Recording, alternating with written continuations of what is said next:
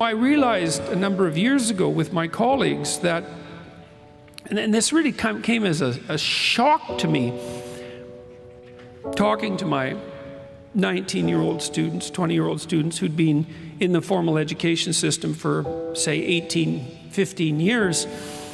And what I realized, it was within a course I was teaching called Maps of Meaning, which was based on the first book that I wrote. And it's a book about how our existence, even our perceptions, our motivations, our emotions are grounded in narrative. They're grounded in stories. And I believe the scientific evidence for that is actually overwhelming, as well as the colloquial evidence, so to speak. That's why Jesus taught in parables. Yes, it's the most effective way of teaching. And well, look, you'll pay money to go see movies, to be instructed by stories. It's a very deep part of our character. In any case, I realized that my students hadn't ever really been asked to write their own stories. And you can write a story about who you've been, and you can write a story about who you are now, but you can also write a story about who you could be.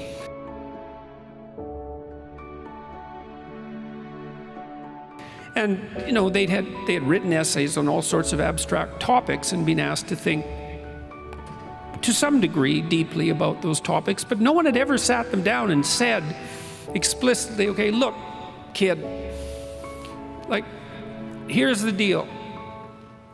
You can have what you want and need, assuming you're taking care of yourself, right? Assuming that you're starting out with the proper attitude towards yourself, which is that you're worthy of care and respect, and there's something to you that's valuable that at least could be developed.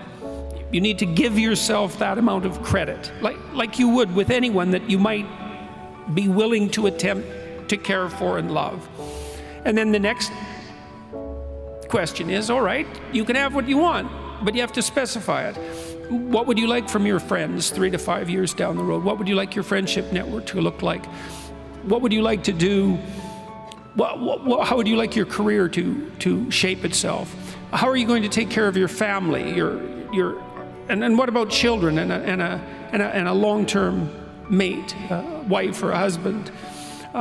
What are you going to do with your time outside of work that's useful and engaging and meaningful and productive? How are you going to take care of yourself mentally and physically? And how are you going to withstand temptation so that it doesn't take you down in the particular way that temptation might take you down?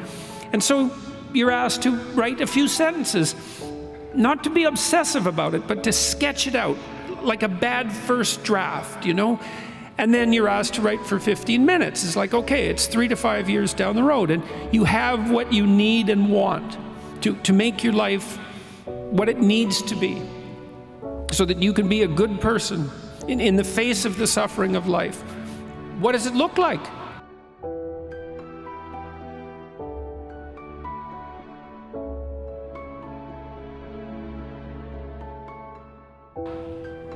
And then we ask people to do the contrary, which I think is also useful, which is, all right, well, consider for a moment the multitude of your faults and the direction those faults could pull you in. And everyone knows that. Everyone has a sense of how they would fall apart in their own particular manner, with their own particular weaknesses. It's 3 to 5 years down the road, and you've let that part of your character dominate. What particular corner of hell is it that you're now occupying?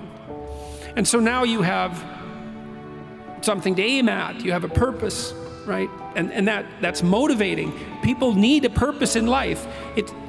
You need a purpose neurochemically, because without a purpose, you don't feel any positive motivation or any positive emotion.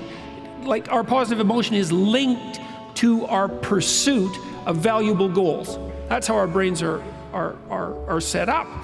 And so you need that positive goal, and also to stop you from being unduly uncertain and anxious because nothing is specified enough. And you need something to run away from.